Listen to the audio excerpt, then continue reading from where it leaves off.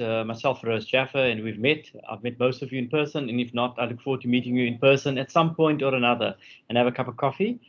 We've got our sponsor and guest today, which is Darren, who's our channel manager at Veeam, and we've got Ian Engelbrecht, who's the head of the SEs, the system engineers, and he's the hardcore propeller head in the room from a Veeam perspective. We also have Rian Visser, who is part of the First Tech team. He is very well experienced and very knowledgeable on specifically Veeam and other technologies as well. He's architects many solutions for our customers, and therefore he's also part of the panel discussion today. So what I'd like to do is ask everybody to stay on mute, and apart from the presenters, to keep their videos off for now. And then I want to hand over to Ian, and the format for today, before I hand over to Ian, is our format for today is a very simple one. It's a couple of slides to set the pace, and we're discussing the Veeam version 11 today. And those are very relevant to current Veeam customers. If you're not a Veeam customer currently, then you'll understand some of the benefits behind it. But we're talking about what is the value that's coming out of this new edition for you, specifically from a business perspective. And there's some techie conversations as well, but it's going to be mostly business. So if I can hand over to Ian, please, if you can go ahead. Thank you. Thanks, Faraz. Let me just quickly share my screen. Just let me know if you see it. Not yet. Got it. Cool. Thank you. Thanks, Faraz. Yeah, so welcome everyone. Again, I'm Ian Engelbrecht, team lead system engineer for the Africa team and the engineering team for Veeam in Africa. And yeah, I'm just going to take you through quickly some of the key capabilities that are in the version 11 release. So it was G8 yesterday, so available for download yesterday. There's been a lot of sought after features that we've been discussing and promoting, through 2020 for this. And I'm going to take you through some of the key functions or features that we've added to the product. What we've built now in version 11 is a 4-in-1 solution. We're combining storage snapshots, backup replication, continuous data protection under a single GUI, single product, single installation, right? So it's one place to manage all different aspects of the backup infrastructure through a single console, no need for multiple products. And this is our 4-in-1 solution. We've added an additional 150 plus enhancements to our backup product in this release, which you can read in the release notes. This would be performance and additional settings or features we've added. But I'm going to focus purely on 4 in this presentation. That would be CDP, the Hardened Linux repository, AWS Glacier and Archive tiers from an object perspective, and then an expanded instant recovery feature that we've added. So from its key capabilities, jumping into continuous data protection first, right? So continuous data protection is the ability to do a near zero RPO on replication, right? So we will minimize data loss and your recovery using the CDP feature, which is currently supported under VMware only. The reason we developed this feature and why we needed to release this feature was to better business continuity and meet customer SLAs that we weren't able to meet with our standard replication. So we have a normal replication where we take a VMware snapshot of a virtual machine, we replicate that snapshot and we apply it to a DR VM.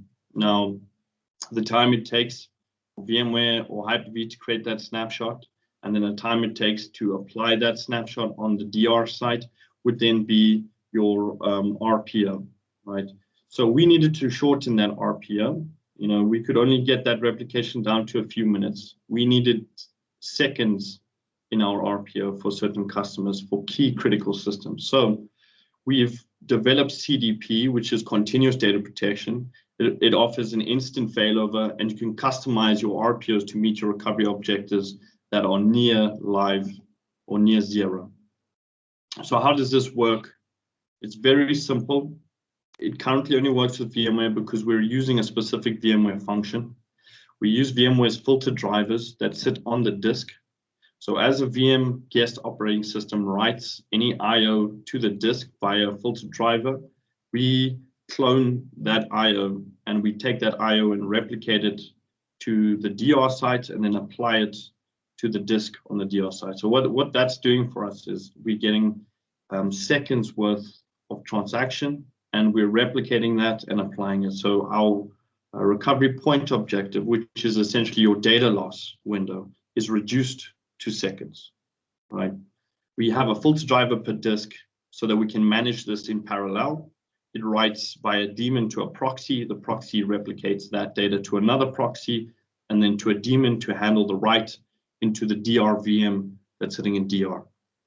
This is very different to the traditional way we do it, where we create a VMware snapshot. A snapshot would be everything on a virtual disk from a point in time. What we're doing here with the filter driver is, as an IO or block change happens on a disk, we capture that, replicate that, and apply it, right?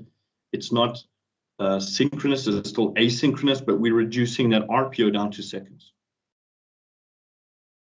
With the CDP functionality, we've added, of course, failback options. We have a short-term retention, we have a long-term retention. So the short-term retention will be able to keep a snapshot of the latest consistent state of the VM. And the reason for that is, because we're replicating near zero, if something were to happen inside of the VM, you would potentially need to roll back. So we can keep a pointer in a short-term retention policy, which could be hourly or every 30 minutes or every 10 minutes or whatever it be, to have a point-in-time failover or failback function. Long-term retention would be us using the same policy to create application-aware or crash-consistent snapshots that we could keep for long-term retention as well.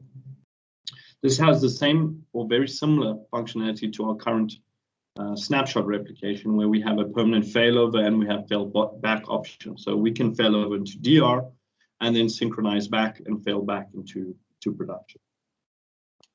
In the short-term retention policies, we can initially set the recovery point objective for the CDP policy, and then under short-term retention specify how often we should make a point-in-time recovery of the CDP policy, right? And that would be a hard fail back if anything were to happen in between our replication.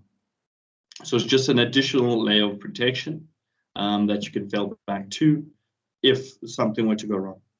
Ideally, we would just be using the journaling that we've already sent, which is in the RPO of 2 seconds. So we can replicate, if you set the RPO to 2 seconds, we would try and ensure that we meet that RPO, so data loss not more than 2 seconds.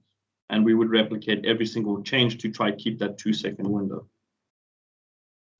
What it looks like as a long-term retention, you can specify to create additional recovery points and keep these points for X amount of days, for whichever reason. It could be an application change nightly that you need to take a snapshot of over and above the CDP replication. So you could have your short-term, long-term, as well as your normal recovery point objective that's replicating data change near live.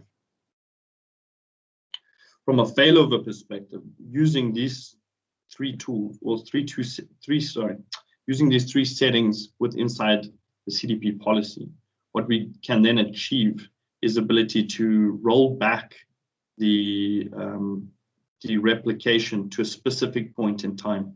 So you'll see at the bottom screenshot that I have there, there's a little slider. That little slider can move down to a second.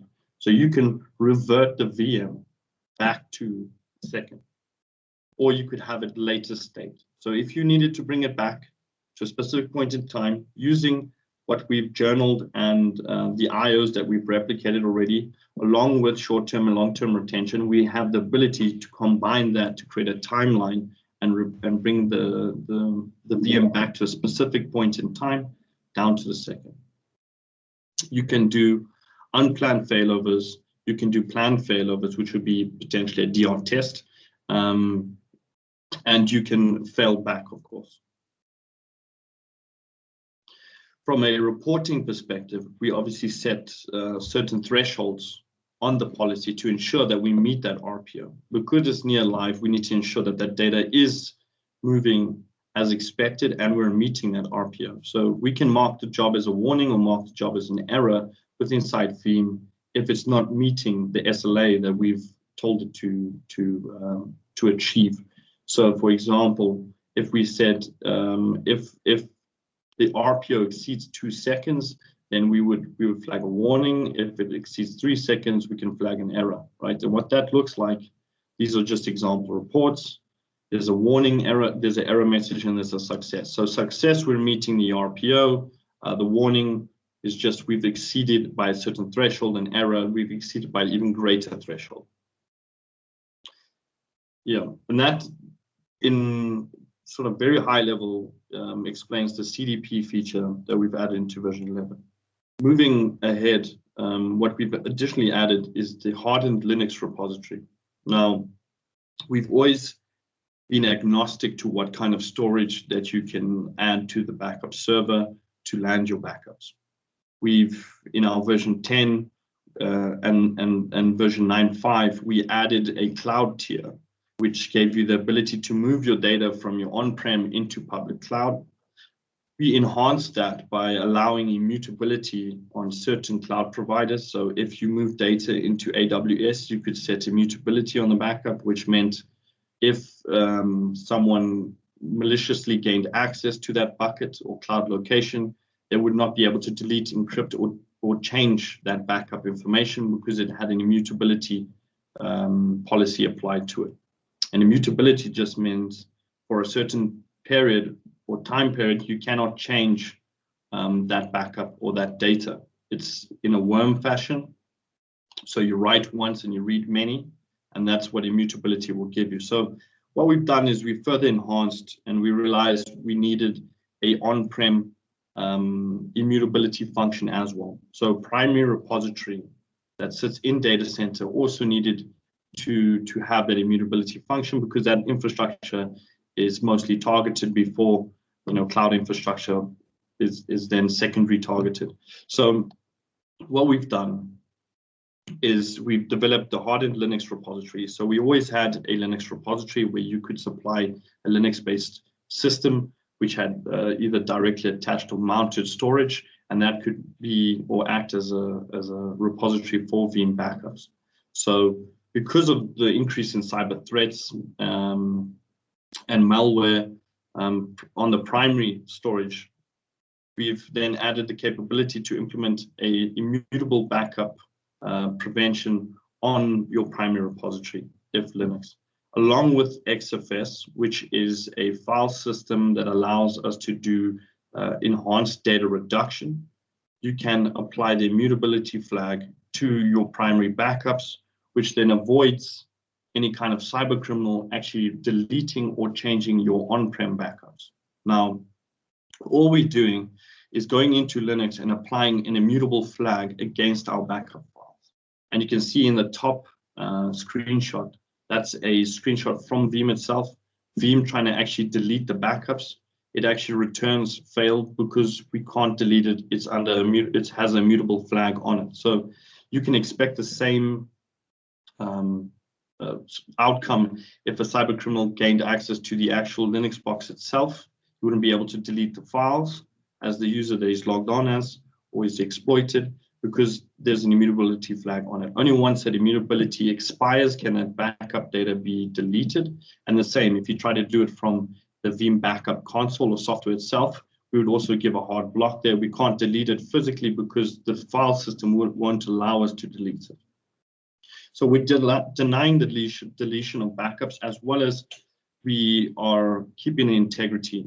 With the immutability flag set on the backup files themselves, they cannot be encrypted, they cannot be changed, they're in a worm fashion.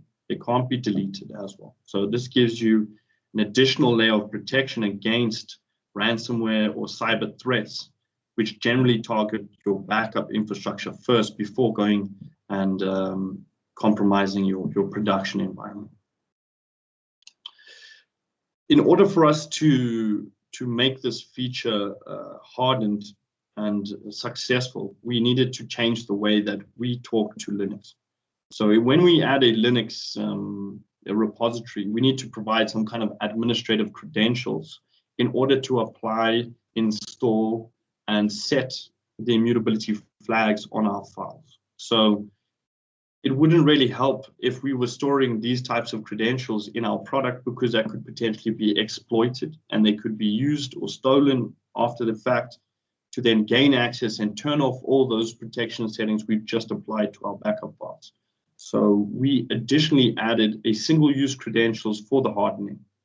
And what that does is you put in the details once, it does the settings, and then it removes those details from Veeam's cache or database or settings within inside Veeam.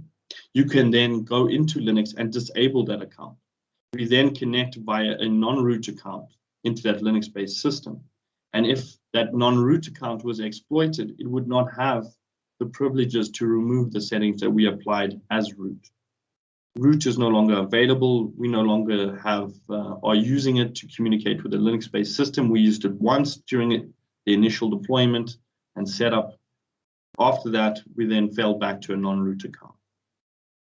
In Veeam, it's as simple as just make the recent backups immutable for X amount of days, and they will not be able to be deleted for that time period. So what this is now providing from a Veeam perspective to customers is immutability across all our different stages of backup. You have our performance tier, which is your in-data center on-prem backup storage, and you had the ability to choose if you wanted directly attached storage, if you wanted network attached storage, if you wanted to use one of the dedupe appliances in our alliances, or now you could take a Linux hardened repository. The Linux hardened repository is now going to give you immutability on-prem in data center. And when you scale that backup out or copy that out into the capacity tier, which is Amazon S3 or the S3 compatible or Microsoft Azure Blob, you can now add immutability on that second tier or capacity tier as well. There's a next enhancement, which is in the coming slides, which is the archive tier, which is a cheaper tier of object storage that you can now use via Veeam's transport. That also gives you the capability to make the backups that land there immutable. So in every single piece of the tiering inside of Veeam's scale-out backup repository, we can have immutability. Now, this is protecting the entire estate of backups and all of the copies. If you were following a 3-2-1 rule, we could now ensure that 3-2-1 are all immutable and in a worm fashion for X amount of time. And this is now the ultimate protection against a cyber threat or ransomware attack on your backup infrastructure. Moving into the AWS Glacier and Azure Archive tier, the reason for this is that they come at a much cheaper cost than your standard AWS S3 bucket and Azure Blob, right? There's a reason for that. It's an infrequent access tier of object storage. It's actually backed by a different type of physical storage, and it's not accessible immediately. You can send data into these tiers, and then there is a wait policy to get that data back. So we've had to use that logic to integrate it into the Veeam product. We understand that this can't be a primary tier because you can't always have access to your data that you've put into that archive tier. There is a life cycle that applies, or a retrieval policy that applies getting the data back, which I will explain in the next slide. But the purpose of this capability is to reduce cost of your long-term archival backups. So anything that you're using GFS on, for example, your monthlies, your weeklies, your yearlies, that are not operational backups, don't require to be in a tier of storage that needs to be read continuously. They can be archived off into an archive tier or Glacier type storage, and you can then access that backup over time for compliance reasons or audit reasons. But it's not an operational backup. It doesn't need to be read on a daily basis. If you had a failure or you were needing to restore data, you wouldn't be looking at your GFS. You'll be looking at your operational backup chain, which will be sitting in your on-prem storage or your standard object storage bucket or blob. Your archive tier is basically there to replace your tape, essentially. but also give you a cheaper form of archival if you wanted to go 100% cloud and keep you compliant and help from an audit perspective. The data movement into this archive tier is automated by Veeam's object tier policies. And we've additionally added to our object tier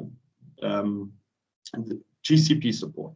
So you can use Google as a capacity tier function. Google does not, unfortunately, offer an archive tier. So from an archive tier perspective, we offer the integration into Amazon Glacier or Deep Archive or Microsoft Blob Storage Archive tier. So this being the overview, you have your performance tier, which is your DAS, NAS, SAN, directly or dedupe appliances that you have on-prem. Could also be the Linux hardened repository. This is sitting in data center. This is block-based storage where we write our daily backups. This is operational backup chains. We then copy or we move data into a capacity tier. These will be your premium or hot tiered object storage. So that would be the likes of Azure Blob or Amazon S3 buckets. From that capacity tier, we can send GFS into the archive tier for long-term archival purposes. If you need to keep a backup for 7 years, let's put it in the archive tier.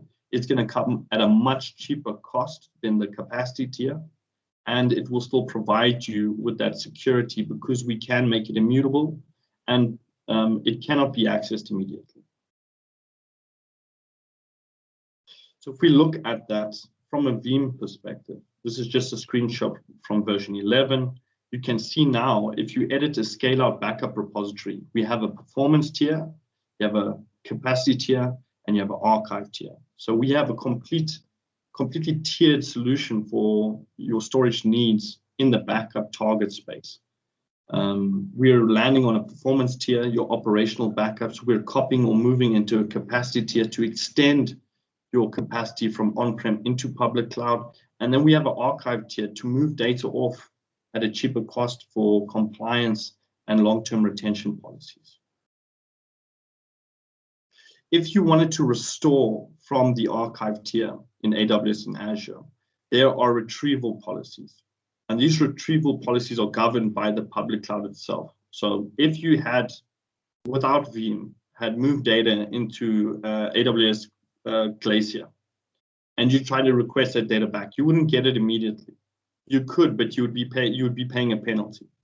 So these are the different retrieval policies that are available by the cloud vendor himself, and we can then integrate directly into that. So if you wanted your backup data back from archive tier or Glacier, we just follow those same 3 processes. So you can either expedite the retrieval, which means it comes at a cost, or you can use a standard retrieval policy, which allows the cloud provider to bring it back in standard time with a less cost to you, or you could do a bulk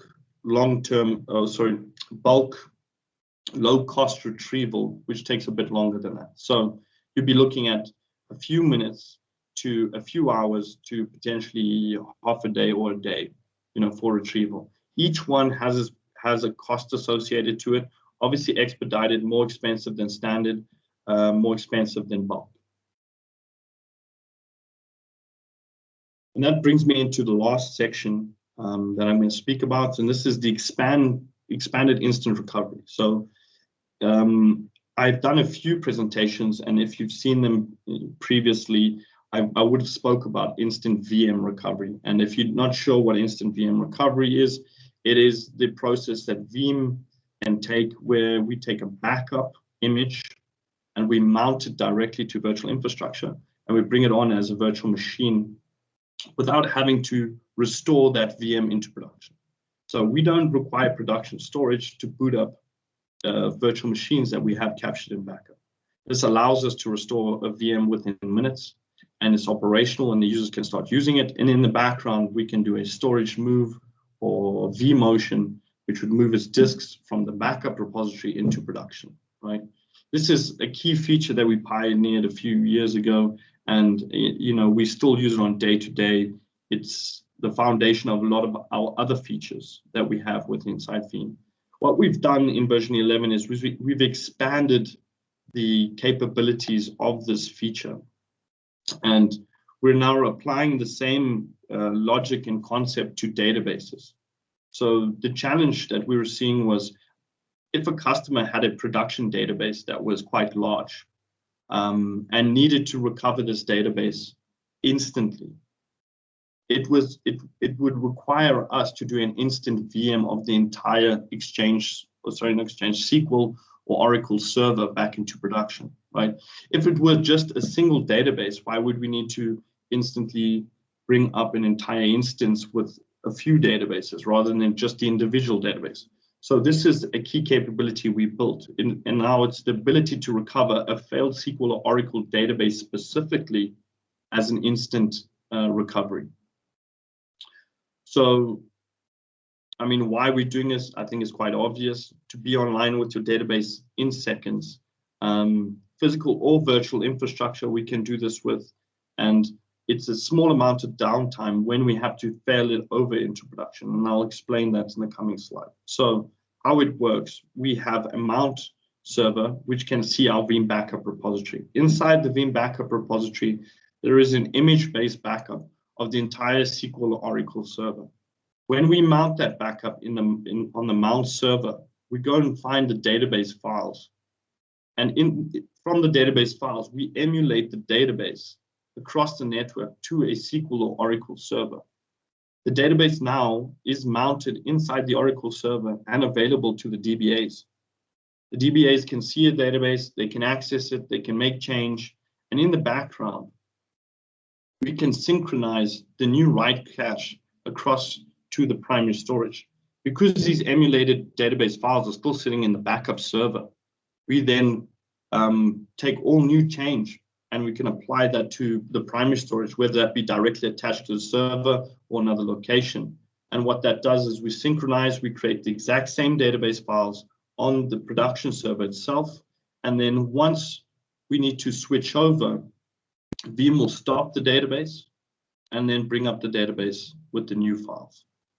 So there is a small amount of downtime, and it's purely because we need SQL to stop to point it to the new MDF LDF file, for example. It's no longer sitting on the mount server. We've synchronized that. We've made exact clone copy, including new write change, and that's sitting on the primary storage. The key here is that we can bring up the database instantly and production is back online. Users can start working, DBAs can see the database, they can continue as normal. In the background, we will slowly create the original DB files on the primary storage, and we'll take new writes into the emulated files and apply that to those files continuously. We then have 3 policies, which I'll get to, that will allow you to switch over, and they're quite key because there is an element of downtime because we need to stop the database service engine to start the database again with its new files. And that's a limitation by the database server itself, not from a Veeam perspective. It's just purely the database was there. We need to unmount it, remount it with its new files. The way that it looks like, or the way that we've designed it in the product, you'll see from the Veeam Explorer, this is a screenshot of Oracle Explorer. We can do an instant recovery or we can do a publish. Now, we've always had publish, and instant recovery has been built off of publish. Publish does the exact same thing. It publishes a database out of backup. However, it does not have a migration option into production.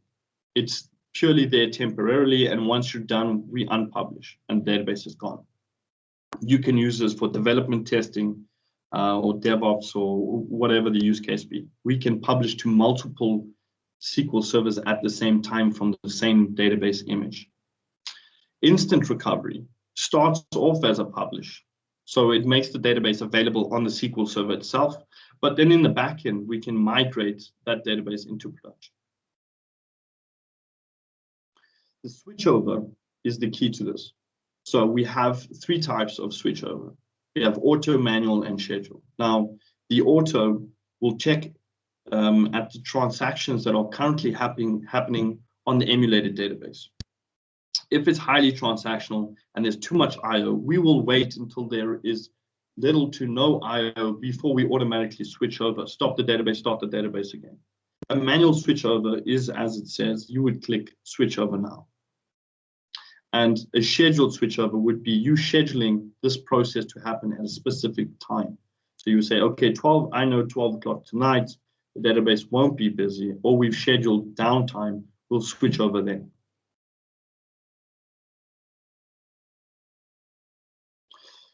An additional enhancement from the instant recovery is the ability to instantly publish a file share. So Veeam in version 10 added NAS backup. So we can back up from a NAS device either via CIFS, SMB, or NFS, and we're capturing all of the files that sit behind a shared path.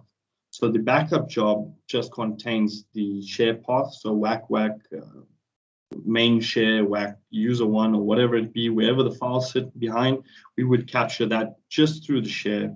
We wouldn't need to actually connect to it as a server. We can, across the network, collect the files behind a share.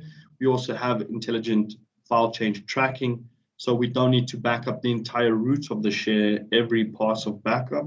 We can determine via cache what file has changed using checksums, and we will only pick up the changed files on the next backup pass. What we've added in version 11 is an enhancement to this process. That backup copy or image that we have of the entire file share, we can now publish on the network and make it available as an instant recovery or an instant file share. So this is how it looks like.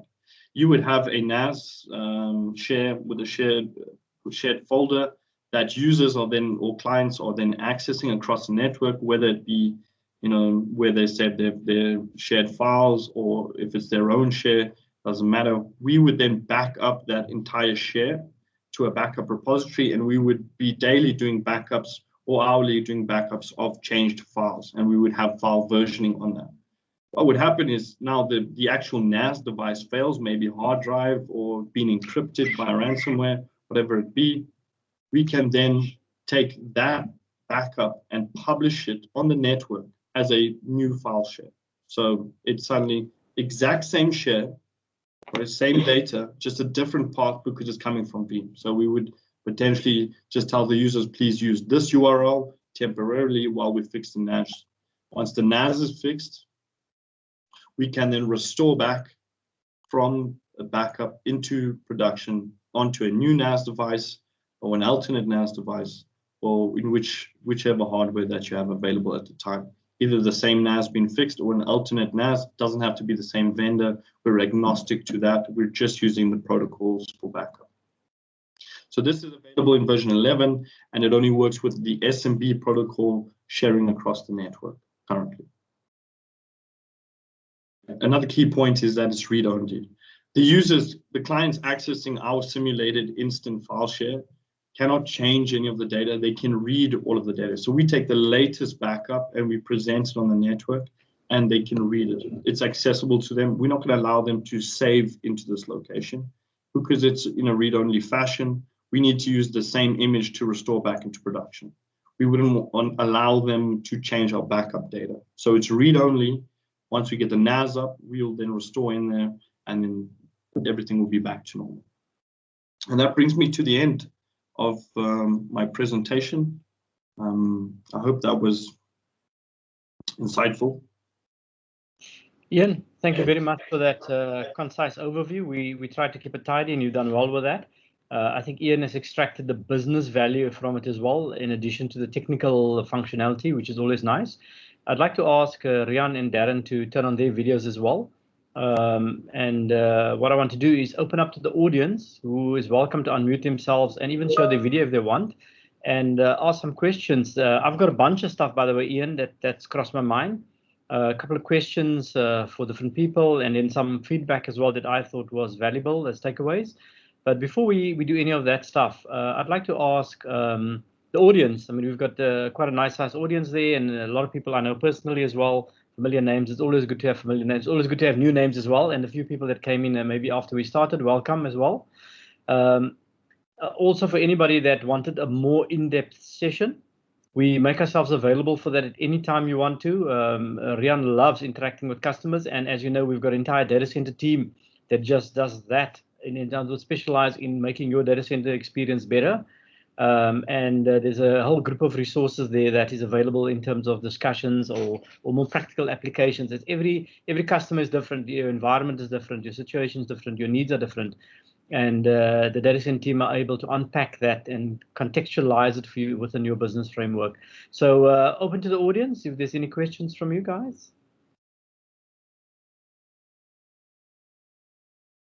Okay. Doesn't look like it. I'm gonna shoot some questions, and if any time you've got a question, just put your hand up in the audience. You know how to do that. You just click the hand button. And there's Nico already. Well done, Nico. I'm gonna give you the floor. Go ahead, please. I wanted to ask that near zero restore is that can you, like, we have a local backup server and then offsite backup server that's sitting in Terraco. That 2 second, how much bandwidth will that consume? Is there like a test that you can do to see if it consumes too much bandwidth? Because we only have a dedicated 100 SD-WAN to Terraco. So if is there any way that we can determine to how much threshold we can set that 2 seconds to? I mean, I'll take that. So Nico, so it really depends. I think replicating production to DR in that case, I think there's a few requirements when it comes to bandwidth itself. One you're going to have to look at is a 5 millisecond latency, because that I/O capturing is happening in the back through the VMware itself, the ESXi, and not as much the Veeam side. It's really important to make sure that your bandwidth is allocated as well, and that there is a sub 5 millisecond latency that you do have. That's the only real requirement for the CDP itself capability. Nico, does that work for you? Yeah, and like I wasn't expecting to get a 2 second from from the location that we are, but if we can just calculate it like that, and then we can probably set it to like a minute, because I was aiming, if we implemented like 60 seconds will be fine for us. Like 2 seconds is will be, I will say like that'll be like a godsend, but I know that's not going to be possible for where we are. I think, Nico, maybe also just to mention, obviously very important to understand company RTO, RPO policy, right? And sort of like align the actual CDP according to that. But then if you're looking at a 2 second, 1 second, 0 second replication, I mean, it's highly likely that you've already replicated the problem by replicating every 2 seconds. So it's also just important to understand exactly what the minimum actual real-time replication should be in terms of the application stack, how data is written, etc. Because some applications, they're right, I mean, every 1 second, sort of like the data, so the problem could be replicated sooner than you think, really. I think is what I'm trying to say, if it makes sense. Yeah, no, definitely. Like if you get hit by crypto and it replicates in 2 seconds, so, there's not much you can do about that. But yeah, no, like I just wanted to see, because I have to be very focused on the bandwidth consumption, because we use like a funnel network here. So if it gets limited, then all the RDP sessions drop and all the VPNs drop, and it's just going to be a mess. So I just need to be sure that we have enough bandwidth allocated for the backups. Fine. It is less backup. I mean, it is less bandwidth than the traditional replication method, because it's less data but more frequent.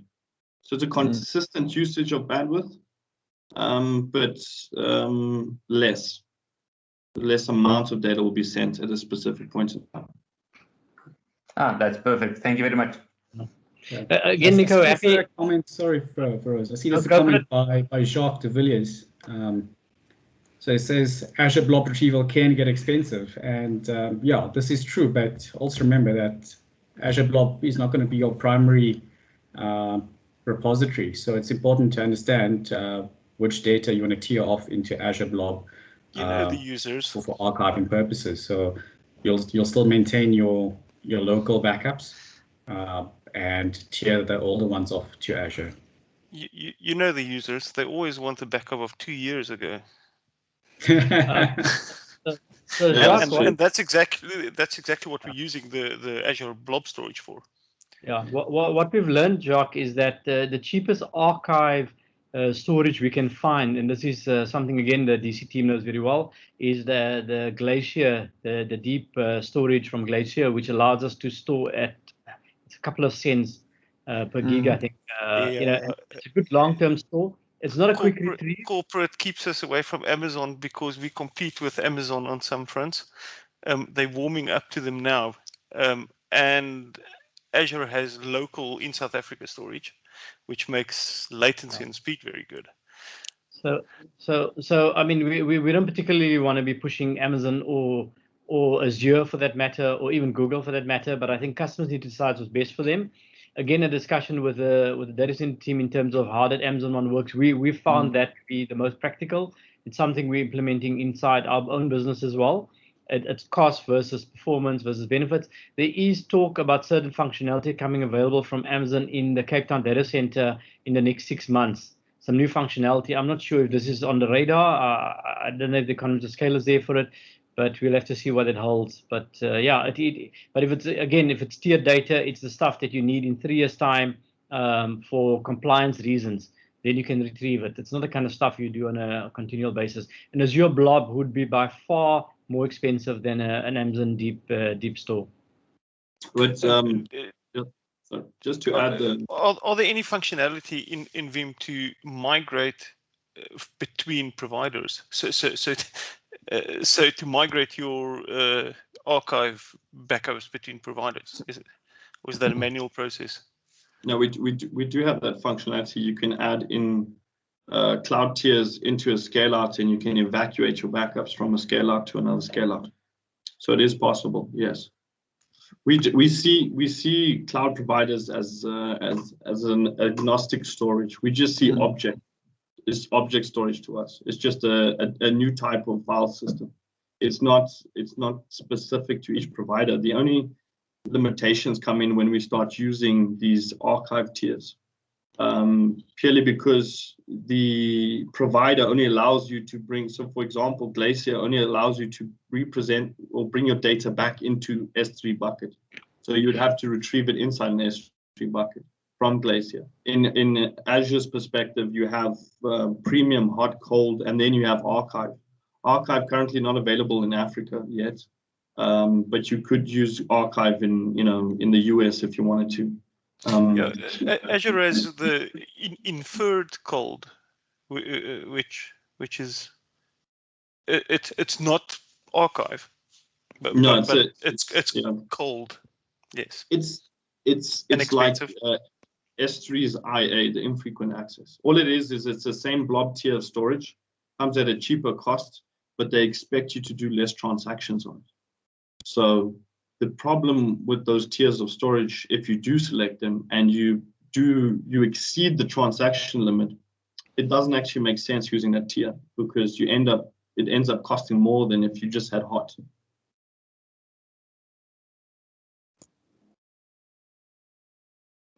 Okay, I think let me see if there's anybody else in the question, maybe in the audience, maybe that's got a question. Any other things that are maybe striking to you or that you wanted to get more explanation on? Okay, if there isn't, I'm going to pose a question out to Darren quickly. Darren, it's a new version, obviously. There's obviously commercials associated with that. Will Veeam 11 cost the customer more than the current Veeam they're running? Or how would that work? No, so it's not going to cost you more. You've got maintenance with your licenses, so you can upgrade to version 11. Something that Veeam did announce at the beginning of this year is that they're doing away with the standard and enterprise editions of Veeam on perpetual licenses. So perpetual meaning that you've got your license in your sockets and you bought your licenses outright. So if you already have standard or enterprise, you will be able to buy additional licenses. But for any new customers, those options will not be available. As you may or may not be aware, where the subscription licensing or Veeam's universal licensing, there was only one edition available, which was Enterprise Plus. So yeah, in short, it's not going to cost you more. And obviously the licensing model has changed. I think we've been talking to customers about that. It's a transition where licensing is moving from perpetual to a subscription-based service. And that's a conversation we can have with our people in detail if there's a need for that in the short term. But as you come to renewal stages, we need to address that, obviously. But in essence, everybody that's got Veeam currently, if you've got your software insurance up to date, and I think all our customers are up to date, we're very diligent with that because it's important. It's part of your insurance policy.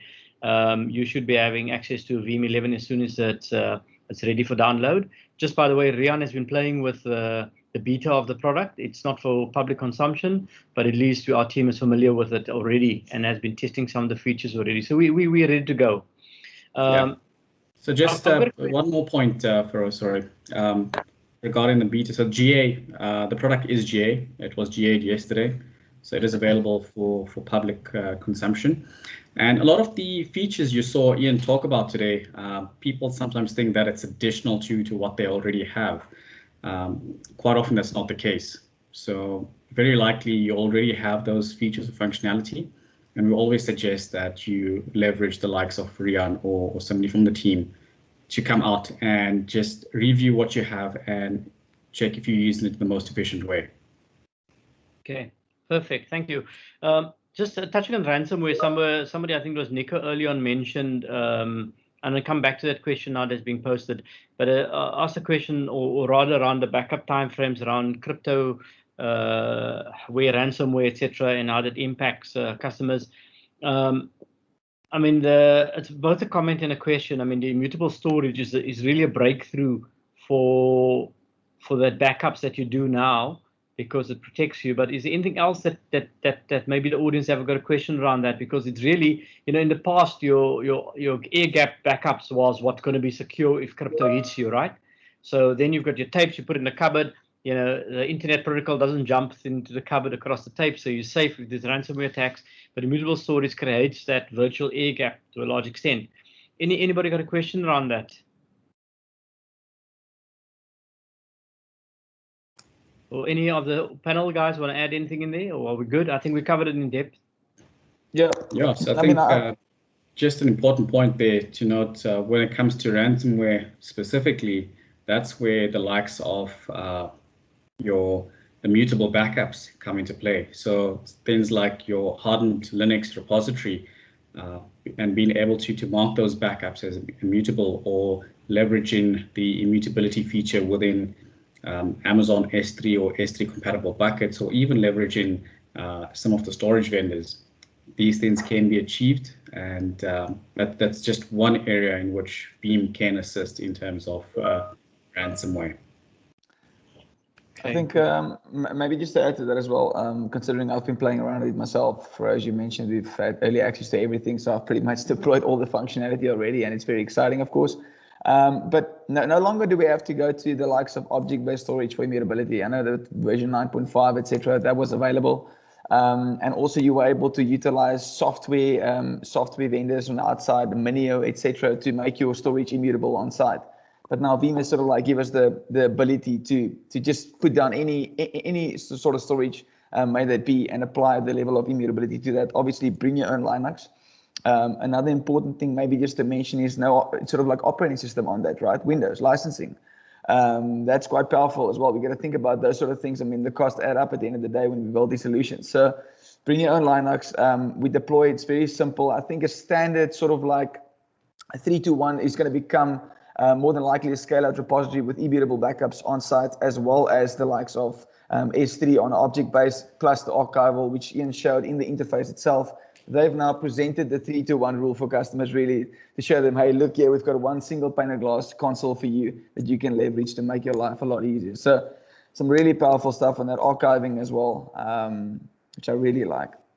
Yeah, and something we didn't touch on with regards to ransomware specifically today is Veeam One's reporting capabilities or alerting capabilities as well. So that's been with us prior to version 11, where we can track irregular CPU usage or spikes in CPU usage, and just alert you to that prior to you facing any repercussions due to attacks. Yeah, you raise an interesting point there around Veeam One, and maybe that's a discussion on its own actually, because we've never done that with our audience. but we'll park that for now. Around the backup as a service and DR as a service, so the technology offers that capability, and we're a provider of that service already. So there's two flavors of that. Obviously, the one is you can partner with First Technology, and we will be your partner for DR as a service and business continuity, right? And I'm going to ask Rian in a moment maybe to comment on that in terms of what do we do with our cloud offering for that, because DR as a service can be done on-prem, or DR as a service can be done in the cloud, and then leverage the functionality available. But it's just a case of two flavors. One is, do you need it as a service, in other words, a partner that manages that for you, or do you need it as a repository in terms of you managing your own business continuity, but you need a platform to do it on. So maybe Rian, talk a little bit about what we've done for customers to date and how that's worked for them. Yeah, I think so. Just maybe as a known fact out there, Veeam obviously, they partner with many service providers out there in terms of just the normal providing a backup as a service storage in the cloud itself. So you can go really anywhere, may that be the public providers like the likes of IBM Cloud / Azure, AWS, or may that be the likes of FirstNet, which obviously First Technology have a lot of our customers that they currently also hosting their environment, if it's maybe a replicated environment or maybe just the storage within the actual data center itself. Now that's KZN, Joburg, or Cape Town, which means obviously data is quite close to us. We're thinking about the likes of data residency, which is really important now with Popia. Obviously that's becoming quite a powerful thing, which we're going to have to look at. And it's really important to make sure that our data actually resides within, obviously, in certain maybe state / organization area, etc. It's really important. Maybe another topic also to discuss at some point, which I see a lot of communication on LinkedIn around Popia, etc. They're bringing out the new act. It's definitely going to be quite a difficult challenge to navigate through for some customers. I personally know. So maybe just an important thing. But yeah, I think just to get back to the actual DR as a service, we've got a lot of our customers that currently replicates from on-prem to, let's say, the likes of FirstNet's data center itself, which resides within Terraco, right? And that gets managed on the back end for them at least from a storage / infrastructure perspective. And they get a console which they can then navigate that environment through. So that's just one option. I mean, there's many options out there one can go for, but that's one that we see a lot of our customers go for, yeah. And the big part of that obviously is the fact that there is not only the storage component, there's the compute and the processing capabilities, the RAM, etc., to run your VMs in a case of a disaster, a serious disaster, not just ransomware, but in the case of major crash or hardware failure, you can actually run your systems in the cloud directly from our data center. Talk to me a little about containers, but before we go there, is any of the customers running containers? Can you put a text in there to say, yes, you are running containers, or no, you're not running containers? I think modern app development is becoming a big thing. We're seeing a lot in our customers, and people are looking at different ways of addressing that in terms of scalability. In the text, would you let us know if you're running containers? But from a Ian perspective, I know you've introduced a while ago some container support as well. We've got a few minutes left. Maybe just touch on it very briefly. Sure. We, as you know, or if you haven't heard, we bought a company called Castons, short K10, and now it's Veeam Castons. And basically, they are the leader in container data backup and orchestration globally. So what we're offering through Castons is the ability to orchestrate backup Kubernetes from multiple different distributions as well as different engines. So if it's running AWS, Google, Azure, or on-prem, whatever distribution, we have the ability to back it up. The uniqueness from our Castons offering, I guess, is that we have integration into different layers. So Castons is built off of Kubernetes API. So it looks exactly like the console looks and feels like Kubernetes. But we also have direct integration into specific storage vendors. So if you have a specific vendor allocating storage into your Kubernetes cluster, we can do hardware-based snapshots directly of the storage for the persistent storage volumes. We can also target the Kubernetes directly with API, back up the container and its configuration.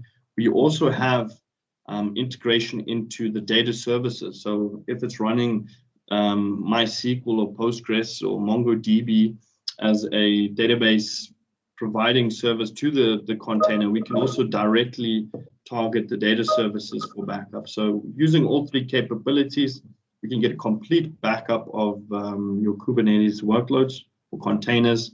And the nice thing here is, again, it follows the same approach as Veeam. It's agnostic. We can back up from, let's say, EKS and restore it onto AKS, which is moving a container from AWS's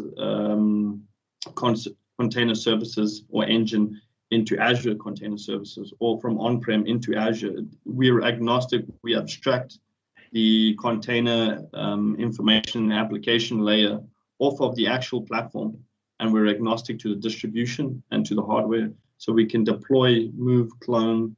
So you have that mobility from a container app perspective. Yeah. Awesome, thank you. From a time perspective, I want to open up to the audience. We literally have a minute. I'm happy to stay on for another few minutes if anybody has specific questions, but I do want to wrap up the core of it. Questions from the audience?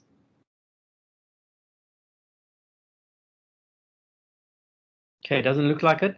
I've got a bunch of questions here, but I don't want to go through all of it now. I mean, it was quite an interesting conversation. Maybe for Rian, quickly. Rian, not all NASs are equal. We've learned that. And then secondly, NAS versus server-based, because we prefer server-based, I know, but NAS works as well. Just a quick high-level thought around that. Yeah, so I mean, Ian touched on the integration itself, the change or the file change tracking, as well as the SMB protocol, which Veeam obviously prefers when it comes to presenting these NAS file shares in case of a disaster itself. So as you mentioned, it's really agnostic on the hardware itself. It really depends on the protocol. Veeam prefers the SMB protocol when it comes to that sort of functionality because it's far superior within the actual design itself and the product. So yeah, it really, and when it comes to server versus NAS, maybe that's a conversation always to have. Robust reliability, I think, server, when it comes to support, etc. These NAS devices, we've had it many times in the past. When they break, they go into the factory, they come back empty. There's no replace, sort of like on drive / support for our business critical. So maybe that's something to consider. I think it really just becomes a conversation of how important is that data for you and the customer itself. And then with that said, obviously, my first point of call would always be the likes of a server, as it's a little bit more reliable and robust. Yeah, so just to add to that quickly, Veeam does support all of the NAS protocols. So not just SMB, but what we do support from a instant recovery perspective is the SMB protocol. Good stuff. That's great. Good stuff. Yeah, so thank you everybody. If there's any questions from the audience before we wrap up, I want to give you a minute maybe to just post that or ask that. You're welcome to turn on your video or your mic and just ask the question. This recording will be made available to the audience. The copy of the presentation will be made available to the audience. We are here. There's two hands up. Oh, it's Rian's hands up. I'll give it to you now. We are available. Very engaging. We love seeing customers. We miss our customers because we have to do everything online now. There's not this cup of coffee and get together. But if you're open to it, we're still open to it as long as you've got a well-managed COVID environment. We're happy to meet in person with protocols in place. And the offer is there. So we have our doors open and we welcome an opportunity to engage and discuss and solve problems. That's what we love. Rian, you had something there? Yeah, I think maybe just on a closing thought, it's not something that we touched on, but also really powerful considering there's a lot of cloud conversations moving from on-prem to the likes of AWS, Azure, etc. Veeam does give you the capability to migrate workloads quite seamlessly between on-prem / the cloud, etc. May that be taking it from a disk backup or maybe even backing up a physical server, taking that physical server and then spinning it up within AWS. I mean, that's a really powerful tool, a migration tool that you don't have to go and struggle with VMware / a whole bunch of other functionalities that you're trying to use to migrate workloads. Maybe just the interesting point from my side. Okay, great. Yeah, if anybody else, thank you, Ian. Thank you, Darren. Thank you, Rian, again as well. And thank you to the audience for attending today. We'll correspond to you via email and feel free to reach out to us via email as well. And I'd like to close the session now and just again have an awesome day and stay safe.